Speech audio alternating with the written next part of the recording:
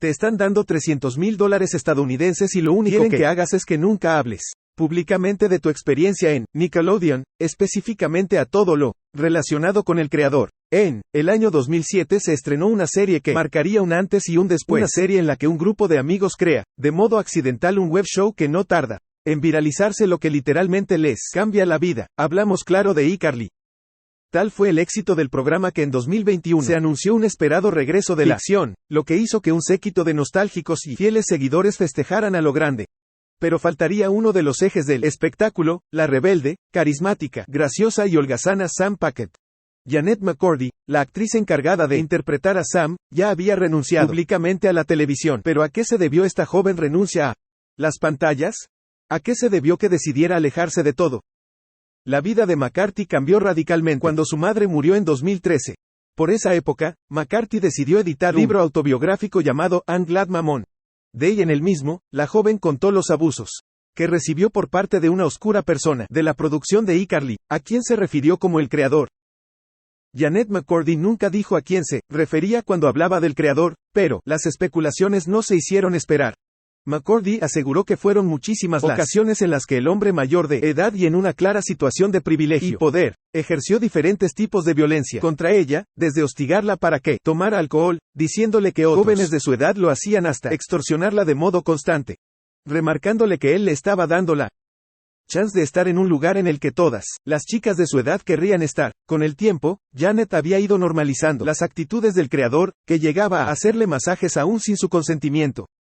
Para mantenerla atada a sus intereses, el sujeto le había prometido a la joven, a sabiendas de que odiaba la actuación, que podía darle lugar en la dirección del programa. Sin embargo, nunca lo había hecho todo. Se había tratado de otra mentira más. McCarthy también escribió que temía defenderse por miedo a ofender a esta persona que de modo inescrupuloso no dejaba de manipularla. Sin embargo, la extensión de los tentáculos de este monstruo aún estaba por comprobarse. Cuando la chica dejó los sets, recibió una llamada de parte de 3 ejecutivos de la televisora. Le querían ofrecer un regalo por su participación en series que habían logrado tanto éxito. En dicha llamada fueron explícitos.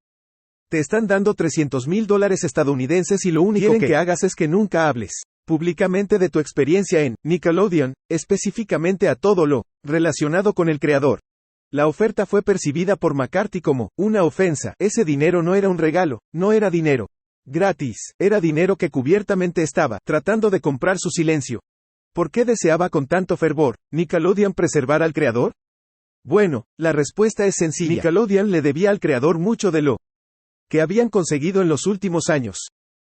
Si bien nunca se explicita en el libro, queda bastante claro que el creador no es otro que Dan Schneider. Dan Schneider fue el encargado de crear alguna de las series de Nickelodeon más icónicas de todos los tiempos. Era básicamente una máquina de generar billetes. Por eso fue sorpresa para todos cuando en 2018 Nick hizo un anuncio muy particular: rompía vínculos con él, multifacético y prodigio de la televisión. Pero, ¿por qué hacía esto? Que Nickelodeon cortar la relación con Schneider fue algo lógico para muchos. Dania llevaba acumuladas sobre sí unas cuantas sospechas por comportamiento indebido. De hecho, pudieron rastrearse denuncias que habían sido levantadas en 2002. En esa época, una investigación periodística ya había advertido que el hombre obligaba a los jóvenes aspirantes a actuar en sus ficciones a pasar un fin de semana con él y otros productores en una suerte de campamento donde los menores eran, supuestamente, entrenados para convertirse en famosos. Amanda Baez sufrió una crisis personal después de abandonar la actuación.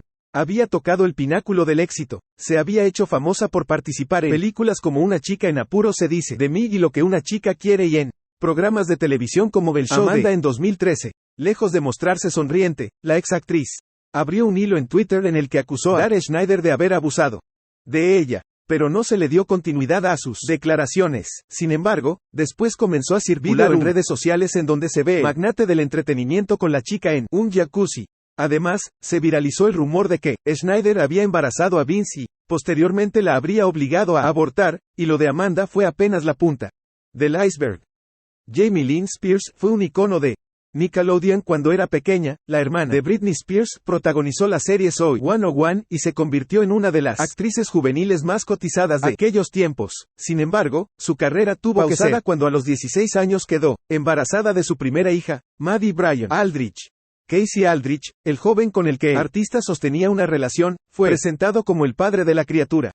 Jaime. Ella habló también de varias actitudes inapropiadas de Dan y durante mucho tiempo, corrió entre los internautas la teoría de que el hijo de la chica no sería de quien dicen, sino de Schneider. Alexa, Nicholas dio vida a Nicole en Soy 101, producto del que luego decidió alejarse sin dar muchas explicaciones. Al menos hasta unos meses después, cuando rompió el silencio. Fue a través de una protesta frente a las oficinas de Nickelodeon que Alexa denunció los abusos que sufrió cuando grababa el mencionado programa. En su Instagram personal se encuentra algunas fotografías de la actriz con algunos carteles en los que se puede leer: Nickelodeon no me protegió. Entre los abusos que sufrió, Alexa destaca que recibía mensajes no deseados por parte de un ejecutivo que le ofrecía dinero por su parte, Ariana Grande, que también trabajó años junto a Dan Schneider, siempre se mantuvo al margen de las denuncias, aunque se filtraron videos de backstage donde se la puede ver visiblemente incómoda. Claro que esto no es prueba de nada, pero sí confirma algo que es recurrente: los testimonios de quienes se sintieron intimidados por el creativo. Dan solía tener una cámara con la que hacía tomas por fuera de lo que se estaba grabando con las cámaras oficiales. ¿Qué hacía tan con ese material? ¿Por qué estaba tan obsesionado con seguir grabando las acciones de las jóvenes? Cuando se gritaba corte, lo hacía para luego satisfacer a los fans de la serie con abundantes escenas detrás de cámara. Y si era el caso, ¿por qué tardaron tanto en salir esos videos? Los fanáticos han notado también que todas las producciones de Dan cuentan con una excesiva sinsentido y forzada referencia a los pies, particularmente al de las mujeres, lo que puede pasar desde un simple dato de color a convertirse en un dato polémico si le sumamos la información de que Dan utilizaba las redes sociales de los programas para pedir a los menores publicar o enviar fotografías de sus pies, algo que crece en magnitudes si se tiene en cuenta que para el momento en que Dan era casi un dios de Nickelodeon, el símbolo de la empresa de entretenimiento mutuo. A un enorme pie todo se había realizado con el fin de contentar el fetiche de quién era la gallina de los huevos de oro. ¿Tanto poder tenía Dan Schneider? Y volvamos a otro asunto, ¿recuerdan que dijimos que Dan llevaba muchas de las jóvenes promesas a un campamento? Bien, más grave del lugar era que no tomaba las medidas de seguridad básica para los niños que allí acudían. ¿A qué me refiero? Bueno, básicamente, Nickelodeon ni siquiera se cercioraba si los adultos responsables de la experiencia estaban en condiciones de pasar tiempo con menores. Algunos de ellos, sin ir más lejos, poseían antecedentes de ataques contra niños y niñas. Conozcamos algunos de estos hombres. Ethan Channel era un delincuente, registrado en libertad condicional por una condena de 2003, cuando consiguió trabajo como asistente de producción temporal en Nickelodeon Animation Studio. Hasta acá nada extraño. El sujeto tenía todo su derecho en rehacer su vida laboral, siendo que ya había cumplido su condena. Pero por lo menos se esperaría que no le dieran un trabajo relacionado con niños en donde hubiera niños a su alrededor, teniendo en cuenta el porqué de su condena. Ethan Channel pasó 7 meses trabajando para Nickelodeon cuando fue nuevamente arrestado bajo sospecha de abusar de un niño de 14 años, según documentos oficiales. El niño testificó que Channel se hizo su amigo, le compró regalos y lo llevó a Six Flags Magic Mountain. Pero la emoción más grande, dijo el niño fueron las numerosas visitas con Janelle al estudio. Sí, Channel usaba su rol como empleado de Nickelodeon para seducir a sus víctimas y llevarlas a pasear por el lugar delante del resto de sus compañeros, a los que nunca se les ocurrió denunciar el acto de por sí poco convencional. Un jurado encontró a Jean, el culpable 2009 de un delito menor de agresión y delito grave de intentar mostrar una película condicionada a un niño en el estacionamiento de la empresa. Fue sentenciado a cumplir 6 meses en la cárcel del condado de Los Ángeles por agresión y 16 meses en una prisión estatal por el cargo de promover el exhibicionismo. El proceso por el cual Issel fue librado de una condena más severa fue duramente criticado, ya que se cree que el hombre gozó de privilegios. Los magistrados no habrían indagado lo suficiente como para conseguir las pruebas que argumentaban faltantes, pero eso no es todo. Lo de Issel es apenas el principio y sirve de puntapié para que tomemos magnitud de la gravedad del asunto. Por la misma época en la cual Issel entraba a trabajar en Nickelodeon, la empresa ya había pasado por otros casos muy similares al suyo. Handy fue sentenciado a 6 años de prisión después de declararse inocente en 2004 de 2 delitos graves, uno de actos lascivos con un niño y otro de distribución de material explícito por correo electrónico. Su arresto y enjuiciamiento recibieron escasa atención de los medios en ese momento. Durante el juicio, sus estrategias de defensa se derrumbaron cuando se presentaron como pruebas los diarios personales del hombre, donde él mismo dejaba constancia de la satisfacción que le producía ver y tocar menores de edad. ¿Y quién era Jason Handy? Un asistente de ¿Producción de Nickelodeon? Handy tomó más de 1000 fotos de niñas en la escuela primaria al otro lado de la calle de su casa, usando una cámara con teleobjetivo. Según documentos judiciales, se ofreció como voluntario en la iglesia de Malibú, donde trabajó con niños de 6 años y su trabajo como asistente de producción en uno de los programas de televisión para niños más prominentes del país le dio acceso a pequeños actores dentro y fuera del set. Se estima que el hombre usó las esperanzas de al menos 2 niñas que soñaban con carreras en la televisión, para explotarlas y abusar de ellas. Ya con lo narrado hasta acá podemos pensar que Nickelodeon aprendió de sus errores y lo que hizo fue endurecer la averiguación de antecedentes de las personas que entraban a trabajar ahí. ¿Lo hizo? La verdad es que no. Los casos posteriores a estos hablan de una mayor negligencia. Incluso todos conocemos a Corey Feldman. Quizá no sepamos su nombre, pero vemos su rostro y nuestra mente se inunda de recuerdos cinéfilos de los 80. Gremlins, Gunny cuenta conmigo y que no sé, mamá podrían ser solo algunos ejemplos. Muchos crecieron envidiando a este actor que había tenido la suerte de pasearse por todas esas aventuras con las que creció toda una generación. Sin embargo, la fantasía de esa vida soñada se derrumbó cuando Corey Feldman denunció, siendo mayor, haber sido agredido. Y de modo sistemático por la industria del entretenimiento. Entre sus acusados estaba un tal Marty Way. Marty Way se hizo un nombre en el Hollywood de los 80 como gestor de talentos, que trabajaba principalmente con niños actores. Como dijimos, poseía una gran reputación, pero también un prontuario que muchos de sus colegas decidían ignorar. Era un rumor entre muchos que Way se hacía pijamadas en sus casas con sus clientes o realizaba con ellos paseos secretos. En 2012, Marty Way fue sentenciado por cargos de abuso de menores. Conozcamos el caso.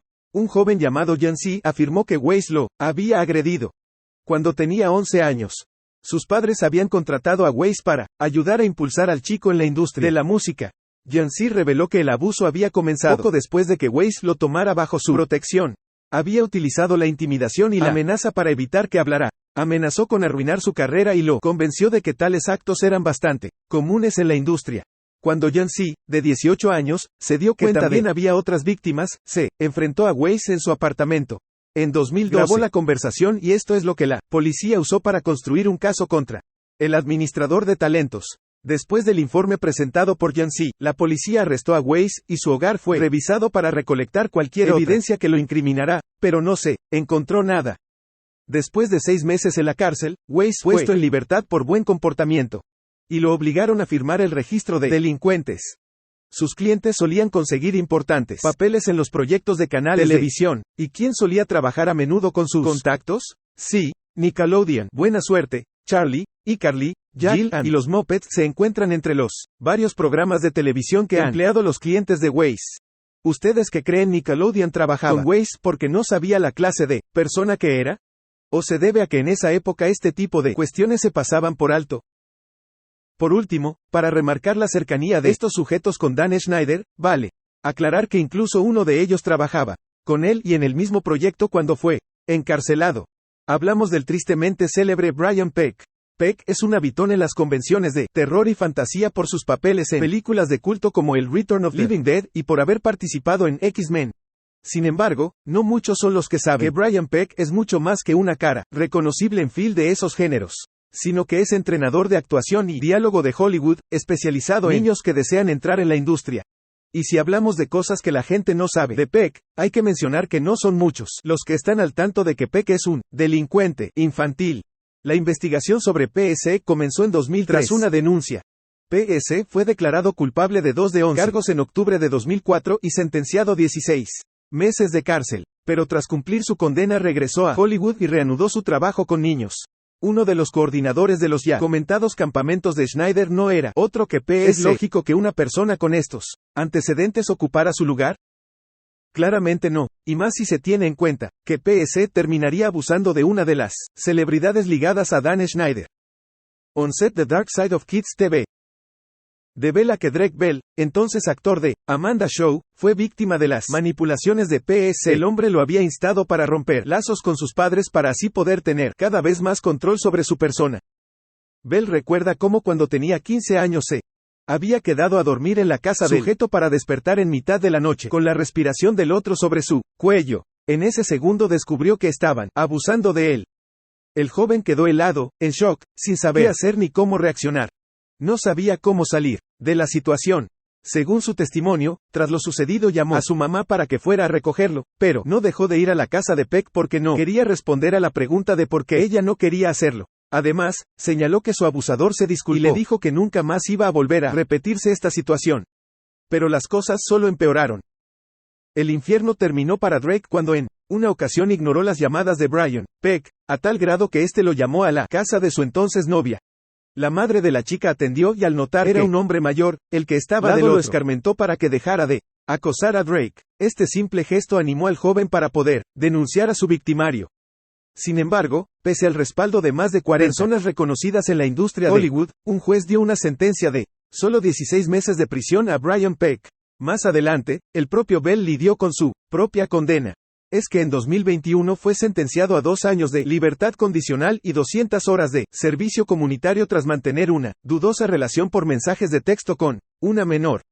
Por otro lado, en Keaton Set The Dark Side of Kiss the Beat también hablan las guionistas de The Amanda Show. A las mujeres llamada Jenny Kilgan y Christy Stratton no les tembló el tono al remarcar que Dan Schneider les mostraba pornografía a menudo, del mismo modo que les pedía masajes y quería que las escenas que habían escrito pasaran por el filtro final. Hoy se sabe que muchas denuncias fueron acalladas con dinero y que tantas otras no trascendieron gracias al poder y la influencia de Nickelodeon o el propio Dan. Teniendo en cuenta todo su prontuario, ¿cómo serán tomadas estas disculpas?